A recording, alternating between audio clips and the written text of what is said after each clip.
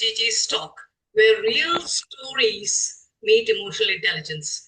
I am Geetha Ravisankar, the EI coach and author of two books, helping you turn awareness into influence.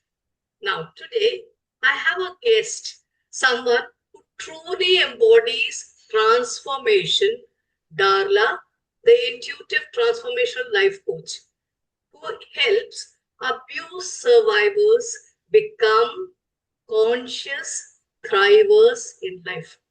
From bridging the gap to connections to helping people share their real stories and helping people to shine again. Dala is a beautiful reminder that healing is a power. It is not something that destroys you or lets you down. Connect with your emotions and see how you can grow with yourself and take yourself to the next level. So stay tuned because this conversation is going to open hearts and awaken strength. Don't forget to like, share, and subscribe for more powerful videos like this and for growth mindset and emotional mastery. So welcome Dala to Gigi's Talk. Tell us a little about yourself, Dala. Well, hello. Thank you for having me on your show. I guess I'd like to start with the fact that I'm an artist. Being in art, it deals with the energy, the flow, and loving the fact that I can be creative. It allows me unique ways to connect with other people. So, going from being an artist to going into working with individuals all the way around from all the different aspects. People are my passion. So it just helps all the way around in any of the facets that I engage in life. So that's a little bit about me. So, Dala, I know that your journey had been very rough and you survived to thrive again, not once, but twice. So, what was the turning point when you realized that healing had to begin from within? The turning point in my life where going from understanding that I needed to stop looking outside of myself to looking within really started quite early in my journey, really. I realized I didn't have a whole lot of resources that I could connect with. I didn't have a lot of support because the fact that I suffered CPTSD, I went through a lot of different forms of abuse over all the years up until I began turning within. Turning within opened the door to realizing self identification. It made me realize that the reason I couldn't connect with others was because I didn't know how to connect with myself. And I began a journey quite a few years back and started teaching other people something I call the art of learning self love. And in that, I'm writing a book right now that's in the process. And it's a 90-day course plus work, it's a workbook plus book that you can follow along, learn a little bit about myself, some of my journey, but also the importance and the skills that are necessary for us to begin laying a foundation to ourselves. And I wrote in my intro is love is the master key to all things. It starts with loving ourselves first because all things begin and end within. So when we tune into that source, that connection to source, we realize that lives within us and it's no longer outside of us. And when we can connect within, everything can rearrange outside. So, when we say that, and you might also have realized, Dala, that our external influences influence our inner world, right? So, when was that moment in your life when this truth became crystal clear for you? The precise moment that it became crystal clear to me was when I realized that as much as I looked outside of myself through coaching, counseling, therapies, and everything else, it really began with a connection with Source where I had an opportunity that I had a divine intervention when I wanted. This is many years prior to a lot of my healing. And I had a divine intervention where when I wanted to take an exit to this life, I was really angry at my circumstances and the abuse in the earlier years of my life.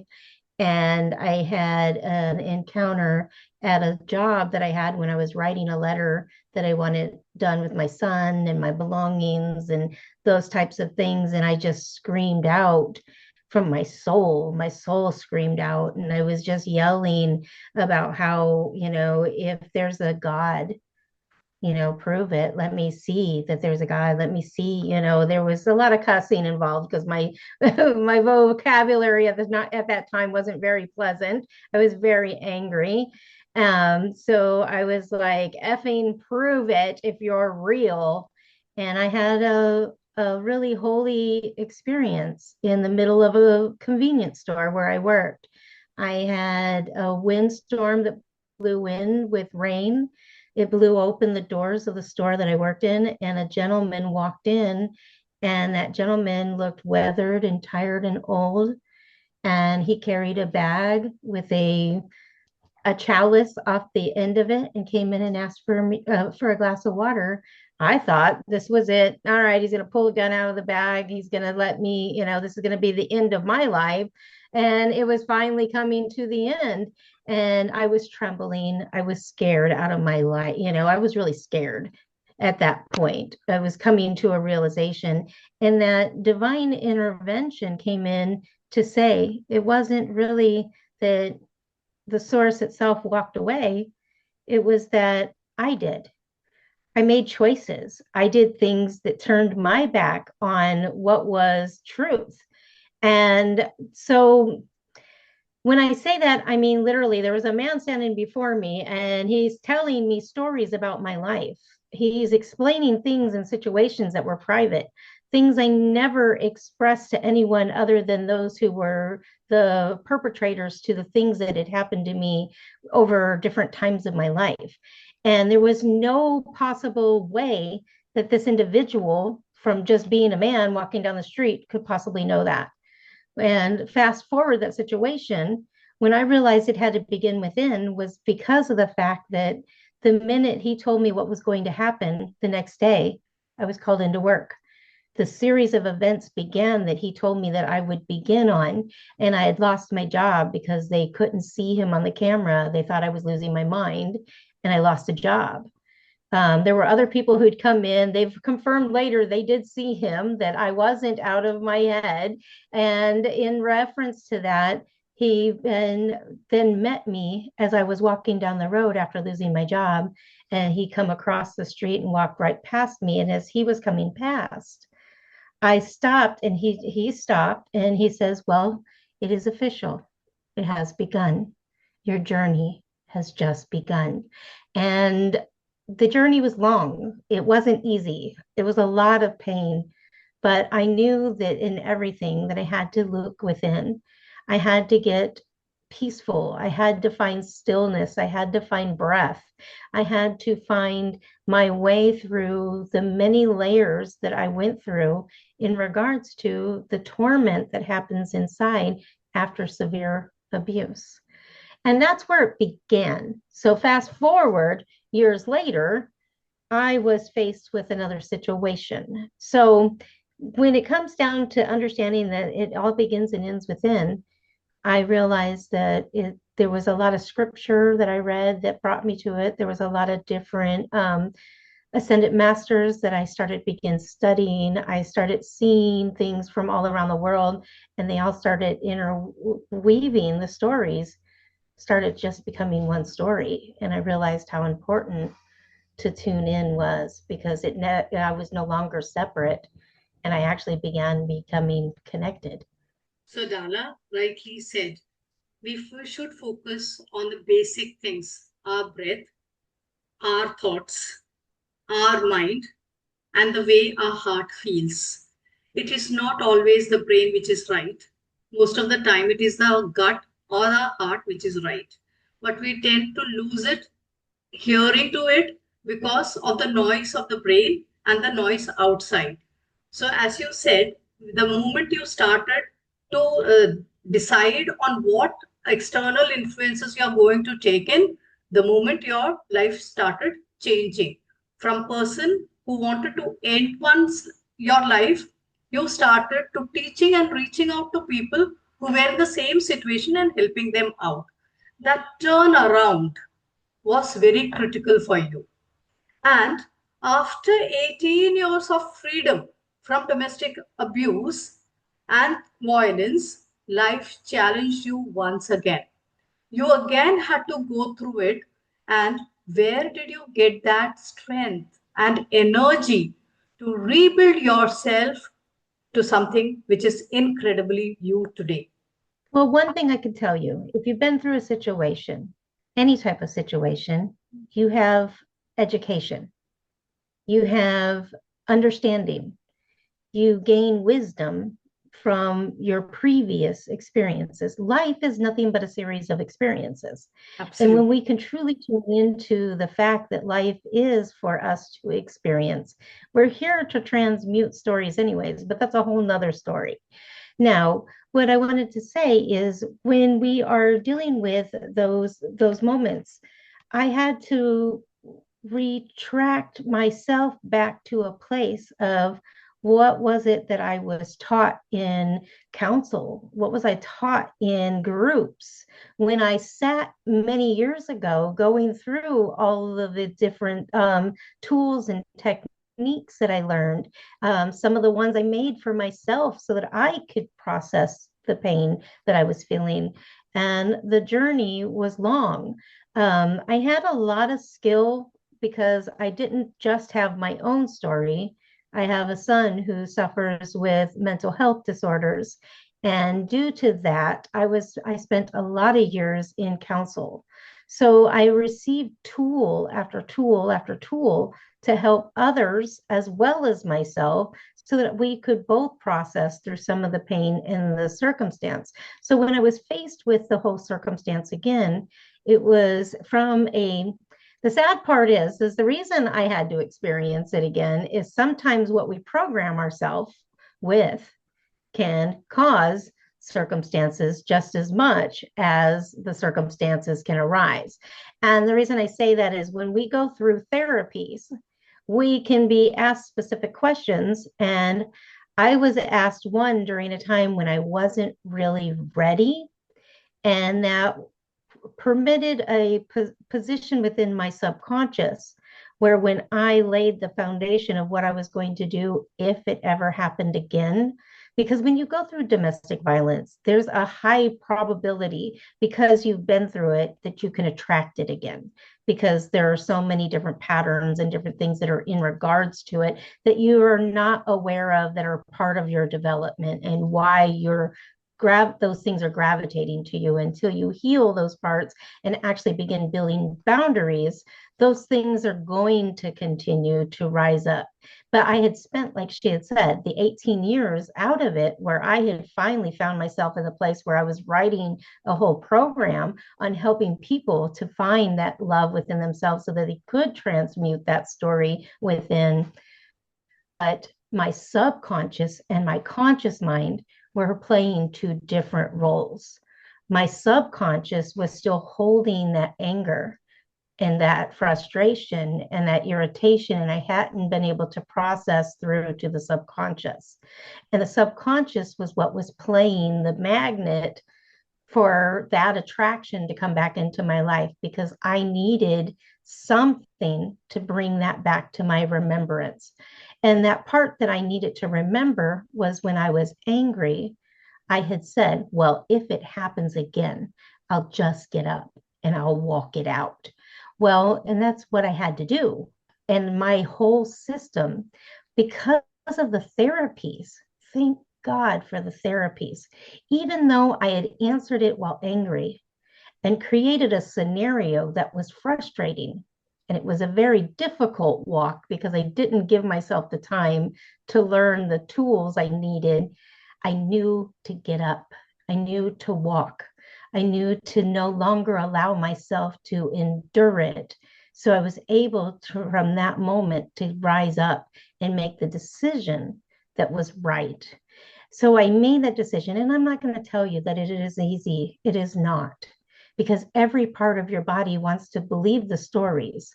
It wants to believe the situations, and it knows that many times over, abuse doesn't just happen overnight. It's a slow, gradual connection of how many places can they break down you and who you are. And until they can gain that access, and a lot of times the abuse happens due to the fact that they don't have the access. And when you stand up and you have anything to say back, is generally when the abuse happens. So for those of you out there who are suffering with it, I want you to know the journey may not be easy, but if you find the right people and you talk to people and you don't allow it to silence you, you're more than capable of walking out anything. And that was where it was. It was because of a situation from years previous that I had remembered if there was a boundary. That was my boundary. Do not put your hands on me. And that boundary is the reason why when that was crossed, my entire system, there was no fight. There was no argument. It was what it was. And I just got up and I did what I had said I would do. I don't recommend doing it that way because then you don't have a plan of action. I recommend talking to someone and creating a perfect plan because you deserve to have it set up where you have. But if you're in danger, there's no reason you can't call that hotline and look for the help that you deserve. Talk to a family member, talk to a friend, talk to someone in some organization somewhere. If you're getting help from somewhere in the world, talk to someone because somebody can help lead you in the right direction. Absolutely, Darla. As you said, it isn't very easy and it isn't a rose walk or a very cool walk. The walk towards safety and the walk towards your own self realization is very tough because abuse and violence happens in life because we attract them subconsciously. As you said, there is an internal programming from our childhood that is there because of which we attract it, which is called as your childhood wounds. The wounds you had as a child keeps on telling you as you grow up that I will heal it my way when I grow up. But that never happens. You are attracting more of that abuse and violence into your life when you say that. Never say words and be very classy and choosy about the words you use for yourself. Like what I want to attract, be very specific to it. Don't say negative words and negative things for yourself, even for a joke, because you never know when that will become your reality. Never do that. So when you said, Dala, that it was your subconscious mind which was programming and coming back to those violence again and again, you were right, because your childhood wounds were wanting to heal themselves, but that never happens. You have to cut short that journey and say, stop. This is where I stop now, and this is my boundary. And most females, when I have crossed, or those clients who have come to me, have gone through the journey and really they have subconsciously attracted the same violence and abuse again and again, because subconsciously they are saying to themselves, next time when this happens, I will heal myself. So that next time keeps on repeating, and you're never able to heal yourself because the boundaries are not set. Your boundaries are set in a way that you are attracting more of it but not getting over it. So when you say words like this, be very cautious. Say, I'm getting over whatever negative is there in my life. I am not attracting them anymore. Be very specific in your choice of words. That was a very good thing that you told, Darla, that it is our own words which we attract into our reality. So, telling us about the tools that you learned with many masters, can you share some of the tools or the practices that you teach to those helping survivors rediscover their own value? Well, one of which that I use is a modality that I use. It's called the fountain healing. And what I do is I walk people through a fountain, and it's a visual of mo meditation where we actually take and go through the system, through the chakra system, but bringing in a cleansing, healing white light, the waters that come through the entire system from above, so below, all the way through into the ground to wash out those storylines, but and then bring back the light and the waters to bring the healing restoration back to the soul, and our chakra systems. I also use breath work. I'm a breath work facilitator now. It was something I had to invest in for myself and begin a journey into learning the importance of breath and how every breath we take is actually re-regulating our system. It helps us to even break it all the way down to our the cellular level within ourselves, so other people understand the words, instead of going into the science behind it. But breath literally is our life. We come into this world taking a breath, and we leave this world as it exhales.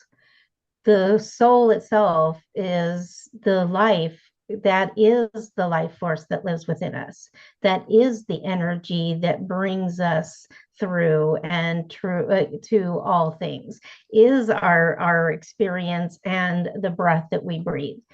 So breath work was really important, and then balancing and Reiki through balancing the chakras. So I do Reiki and chakra balancing and attunements of sound, some sound therapy. Mine's a little different. Mine's all done with my voice. That was a gift I was given along the way, that I know that there are tonalities that need to be used at certain points and junctions at the body. Basically, if you can imagine an orb around you that's 3 feet out, 3 feet behind, 3 feet above, 3 feet below, and 3 feet to either side, and this full circle, your field allows us to actually have our energy space. And I help people to move the stories that we get hung up in our space and within our soul. So that's something else when it comes down to tools and techniques that I use. I can also do the house clearings, because sometimes their energies and things get bound up in our homes. I can do light activation within the system. So there are many things I've studied over the years, as well as things I had to just come and gravitate to for myself. And then, like I said, the fountain was one that was given to me in a dream. And so there are other things as well. We can go through and look at your timeline at any point. I can move into the Akashic records and look at things as well with people. So the gifts go on and on in regards to what happens when you actually tune in and begin doing the journey and the long work that's necessary once you've come through something. If you are doing the work and you start using the tools, begin flowing through the techniques, all of a sudden you begin creating a balance within your energetic system. Your story will always be in your energy. There will be a part of your energy that will always carry that story. It will be a remembrance, it's an echo of what you once went through. So that's why your brain can always pull up that story again. But if you don't do the work to deal with that story, what you're going to do is recreate that energy over and over again. So you have to come into that space of what we call enlightenment. And when you can come to enlightenment within yourself, then all of a sudden you cancel out or you bring balance to your system. And when you can bring the balance to you, everything else around you. That's why it's so important to work within before anything without will begin to rearrange itself. Absolutely, Darla. As you said, you need to work on the energy field within and outside. When you clear clutters, when you clear all the junks that you had been accumulating, you're also accumulating the dead, and you're also accumulating the thoughts related what you do not need anymore to move forward. So clearing clutter, clearing your space is one option. The second is working on your subconscious mind through breath, through meditation. As you said, you're using all the right tools, Dala. And we also use the same thing for emotional intelligence. So I can relate to you when you say that. You are an intuitive transformational life coach, and I can see your intuitions working very well. So, can you walk us through how someone moves from being a victim to be a conscious thrive? Well, it starts with a settling into the understanding that it takes a journey. It can take a month, it can take 3 months, it can take a year, it can take many years, depending on how many experiences that you have to revisit. As we begin walking through, when you are wanting to come out, we have to get you to safety first. We have to allow you a place where you can come into that healing of you first. Once you begin that part, everything else begins to just fall into place. Because when we start going in, so what I like to do is say that let's look at the wheel of life. We have all these different aspects. We have our everyday life, our recreations, our friends, our family, our environment. We have our finances, we have our career, we have our hobbies. As long as you begin working on all of it, you got to remember a wheel cannot be flat on one side.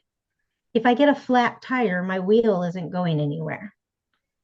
And when we neglect ourselves or the circumstances or push away the subjects, we're literally trying to run life on a square wheel, on different parts, or a triangle or an octagon. We have no idea. There's going to be parts that are imploded on themselves while other parts are expanding. What we have to look at is if we are the only one that is going to be able to begin building that perfect wheel for ourselves. No one else can come in and build that. So working on self-identification, beginning building those foundational truths of who am I? What do I want? Why do I need it? And how do I begin communicating this to others? Beginning with adding in the foundational truths of your boundaries, what you will and will not accept. And those are both boundaries for both what you will and what you won't. You've got to be able to begin. And once you establish a foundation, we can then start putting together the course of action in regards to making the transfer over and finding that way for you to rebuild your life out of the rubble from the experience. See, I like to tell people, if you look up here, I have the broken heart. When we've gone through trauma, trauma leaves us in shatters. We are remnants of who we are. The story is broken everywhere. Another example I like to use is, let's say you're going down life and you're driving down your own lane and a big truck pulls out in front of you. And that truck has a bed of rocks, but you're going down a bumpy old road, a dirt road in life. Those rocks are going to pop out and pop out and pop out. They're slowly hitting different parts of your life, different parts of your car. You're getting dings and dents. And eventually one of those big ones come out and too many hits that windshield, it implodes. That's what trauma is.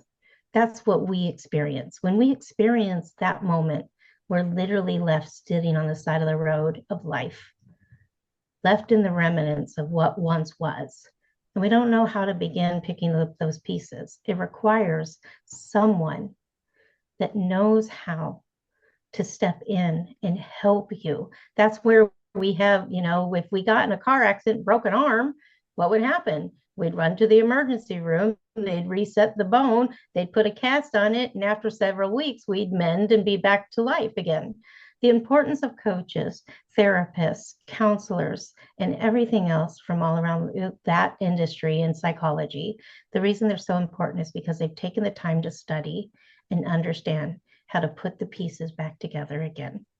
We all deserve to have a healthy mind and a healthy life, but we have to be brave enough to step up and ask others for a little bit of help.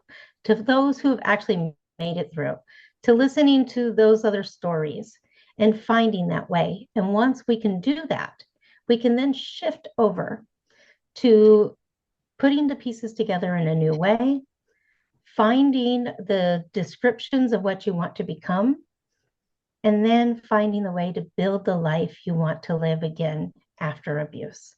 And once you get there, anything, there is no ceiling. You're the only ceiling, you're the only limiting belief. And once you remove the limiting beliefs, anything you put yourself to and your heart to, you can achieve. So beautiful, Darla. As you said, that calling out for help is a very conscious decision. It will not happen until and unless the victim or the survivor really wants help. You are the person who will have to ask for help. If you ask for help, remember the world is full of help. If you do not ask for help, you are the one who is going to suffer through it for a longer period of time. Anyhow, as Darla completely told a story which is very relatable, like the flat tire. If a flat tire happens, you know you have to change it. So that change has to come from within you. You have to change the way you look at things and ask for help, call out for a help, and reach out for a help. So, Dala, as you said, you needed help and you asked for help.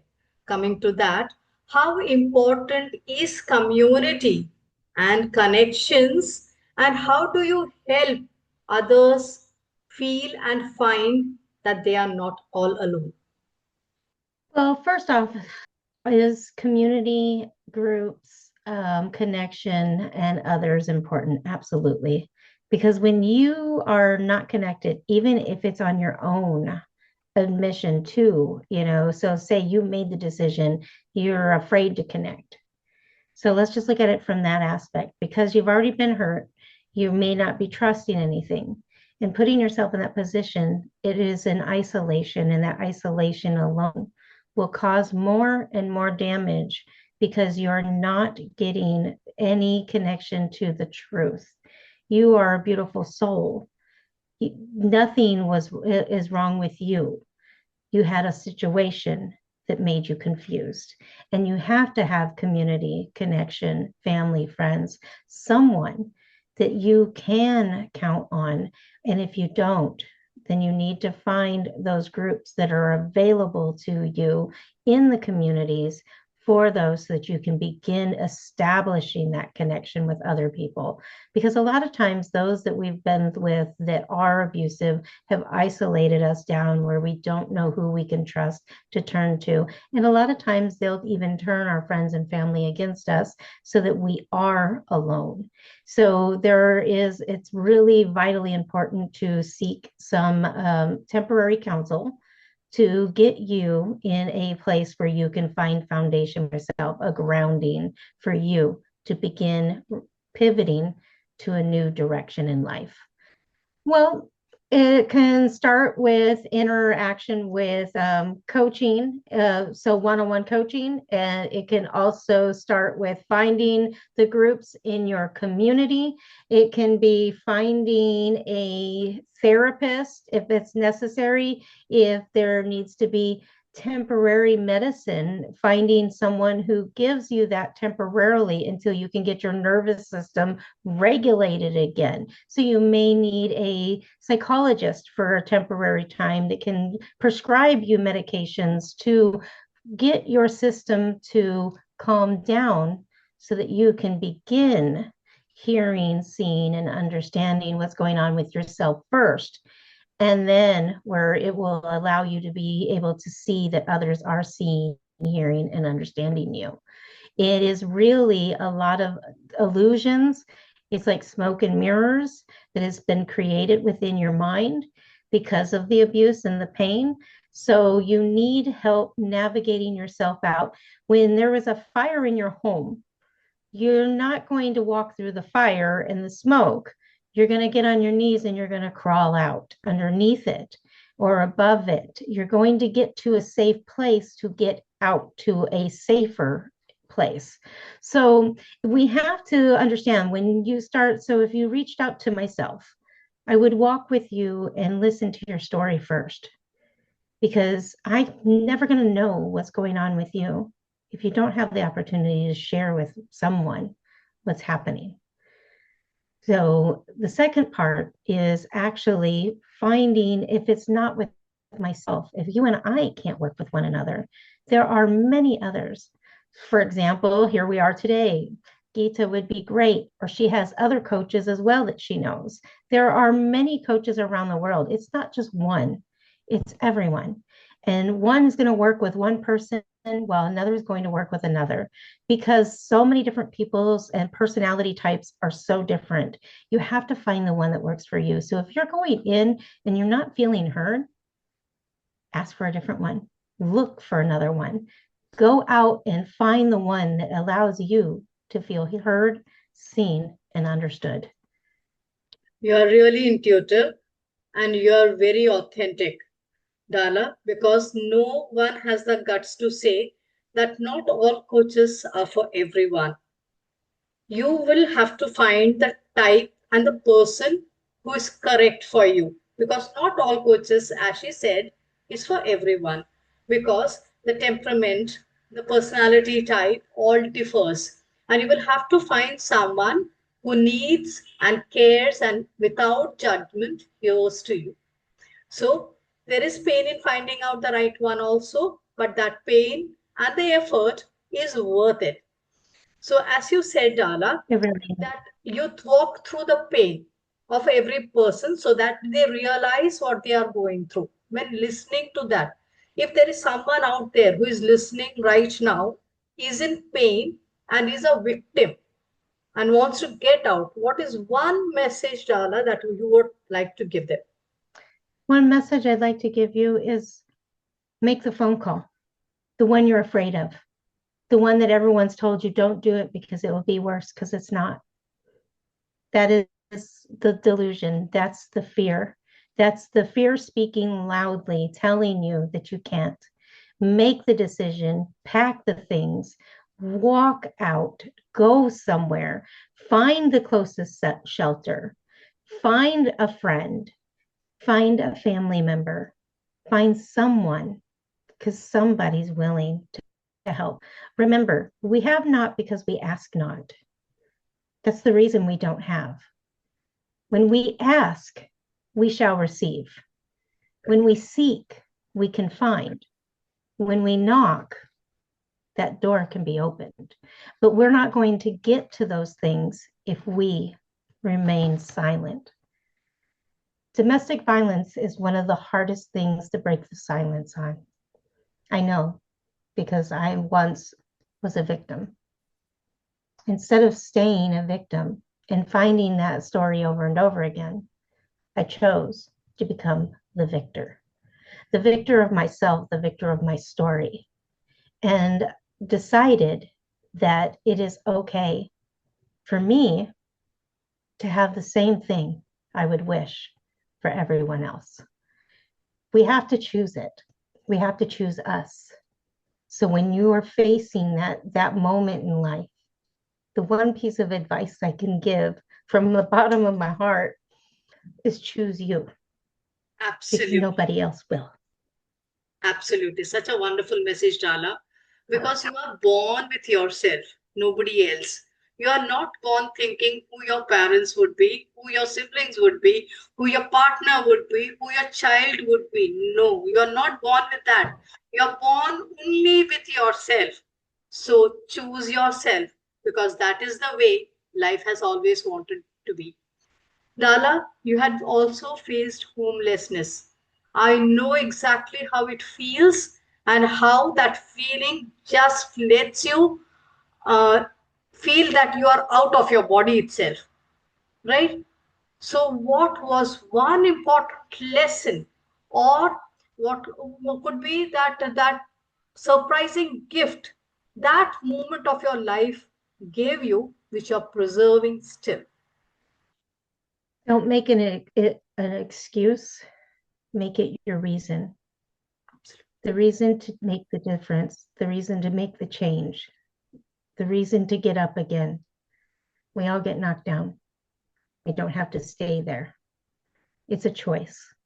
Choices are what transfers us to a different timeline. How do we get to where we want to be? How do we get to what we want? We have to make choices. We have to make decisions. We can't sit and feel bad for ourselves. We have to decide that we are worth whatever it takes to make the next step, to do the next thing.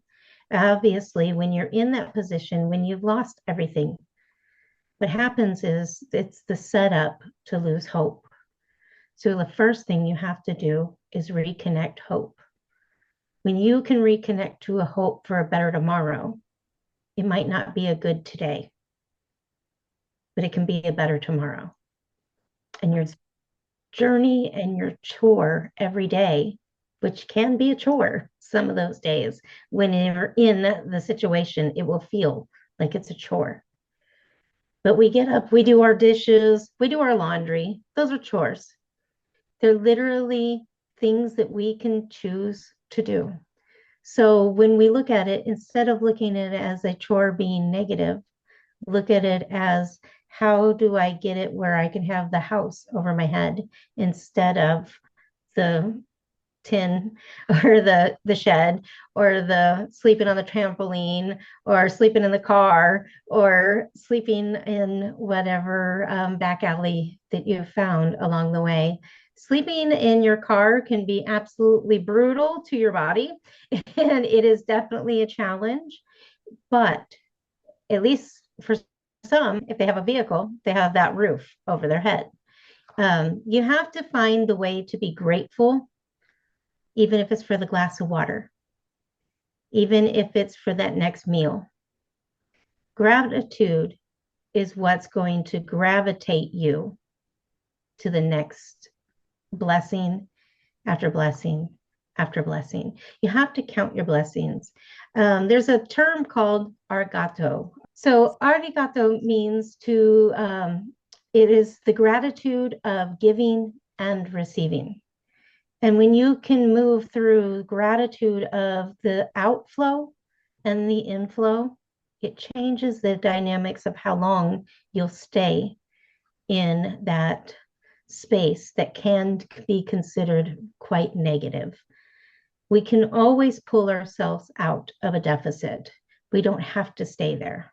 There's always resources. It's whether or not we're willing to, again, ask, seek, and find those things that we need to find. So you have to trust that you will be led in the right way, and that your path will be illuminated, and that there will be those just angelics that just walk along, earth and help, and you'll just line up with them right on time every time. Life just hands you what you need if you choose life. Absolutely. So, Dala, you say about self love, and you start your theory and your journey with self love. There is so much of talk on the internet about self love, self love foundations and healings and everything. To you, what is self love beyond those talks and beyond that surface level that everyone is talking about? Self-love isn't, I mean, it can be doting on yourself, taking yourself out to that dinner, doing the nice treatment, getting your nails done, your hair done, or your toes. However, self-love actually is the ability to honor and respect oneself. And when you honor and respect oneself, when you finally understand what the value, the worth, and the honor is of you, then you will begin understanding what self-love actually is. Self-love is the technique that we use to actually begin formulating a deep understanding of oneself. When we love, how do you behave when you love someone else? You go out of your way. You do the over and the abundant. You go over the top because you care. When you care, you then choose to do more because you're excited. When you love yourself, you're going to do the same for yourself.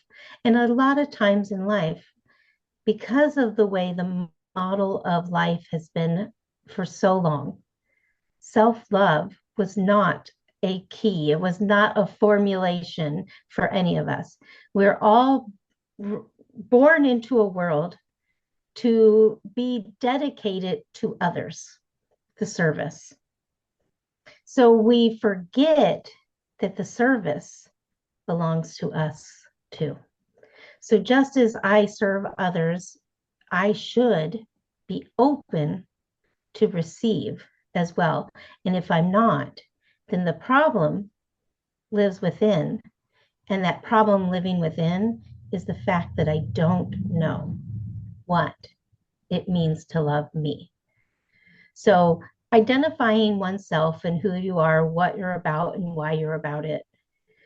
Getting yourself to the point where you can actually verbalize and articulate those details to another human being, where you are confident and assured of yourself in the decisions that you're making, because you are assured within you that what you need and what you want is exactly in alignment with what you've said. So you have to begin becoming integral. So you can't have to make sure that your yeses are your yeses and your no's are your no's. And if you get out, and then you have to find the way to balance. So there is so much to what it means to self-love. And so many people think that it just has to do with the topic, the topical things of life, and it has nothing to do with it at all. It's actually finally realizing that there's a foundation that needs to be built within you. Self-love is the master key to oneself. Love is the master key to all things. It starts with loving ourselves first, because all things begin and end within. That is one of the biggest parts that I had to learn over life. And I will tell you, if you're in the beginning of trying to figure it out, go stand in front of that mirror and tell yourself those affirmations until you believe them. Because I will tell you, when mine began, there was so much negative talk in every lie, in every word. Everybody else spoke over me that was screaming loud at one time. But there was a point where I can remember. It was the affirmation that I use: I radiate self-confidence. The minute I said, I radiate self-confidence, and I didn't believe that because I had no confidence. I didn't believe in myself for nothing when I began the journey because of the abuse. But I can tell you, the minute I saw the confidence spark within me. And the reason I say go look in the mirror when you're doing your affirmations, because at the beginning, you're going to be like this. And I'm going to go back to a moment where I sat there and I looked at the mirror and I was really angry within. And I was like, oh, yeah, I radiate self-confidence. And it was just patronizing. I was patronizing myself. I wasn't affirming anything. I was patronizing myself until I began doing it repeatedly. And then I was finally like, fine, I'll do this. Fine, I'll do this. And when I started doing that, I realized I had moved through some pain. When I moved on again, it was me standing there. And I remember the day and my shoulders came up and I was standing there reading all the other ones and I started feeling good. And it came up to that precise moment. And I was standing in front of that mirror and I can still in my mind remember the moment I watched my own eyes go from darkness and I could see the spark within me again when I lit up and where I finally found self-confidence. So I radiate self-confidence easily and effortlessly at any given moment because I believe that now. But if you'd asked me several years back in 2020, 2018, I was still struggling. I was still running through those affirmations going, am I ever going to believe this crap? So if you're feeling that way and you're thinking that way, there's nothing wrong with you. You just haven't built that repetition within yourself so that your mind can actually begin believing the words that you're actually saying. We believe the lies before we believe the truth. Absolutely.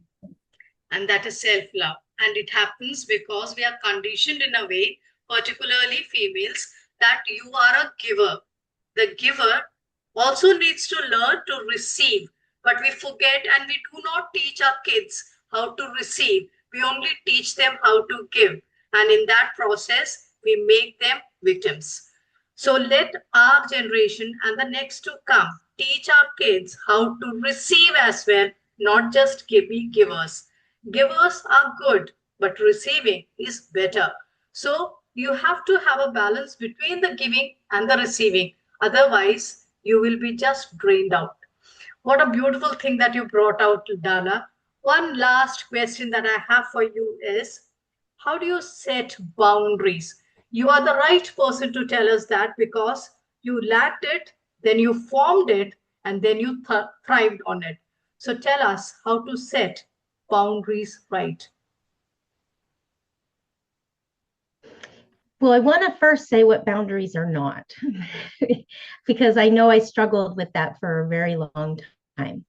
I used to think if I said, this is how it should be, that that was a boundary. No. And I was mistaken within myself. Setting a boundary is actually making a firm decision on what you will or will not accept. And then the next step to that boundary is being able to tell somebody else what that boundary is. And if that person cannot respect, remember, if that person cannot respect, because they've already heard you, you don't have to keep repeating yourself. Grown people know what grown people are doing. They know. They're waiting to see how long you will tolerate it. So you have to understand building a boundary, you have to understand that when you state something, you're going to have to do what's difficult. Make the decision to follow through. Following through can feel almost crippling and make you feel paralyzed. That's where a lot of people get hung up in the cycle of abuse because they're like, oh, well, maybe if I just communicate one more time. Well, I can tell you, if you give them one more opportunity, it's going to be one more painful experience until you choose to follow through with the decision that you make. So boundaries are making a decision that you will not, that are non-negotiable. You have zero tolerance. When you can set those boundaries at non-negotiable, you cannot delegate it out and say that, oh, well, maybe later I'll negotiate it, because negotiating means that you just threw away your boundary.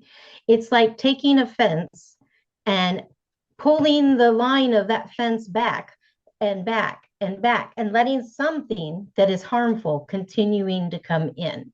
When you set the boundary, it's permanent and it stays there. And you have to make the hard decisions and move through those decisions because you are worth it. You are worth it. So thank you, Darla, for sharing your wisdom and your light. Your journey reminds me that our stories of what we are becoming is someone else's surviving guide. To everyone watching out there, remember that your emotions are your strength. They are not your weakness or your setbacks, not that you are your emotions. Emotions are just a part of you. Don't let situations and emotions guide you on what you are and how you need to respond. So, this is Geetha Ravisankar signing off to GG's Talk.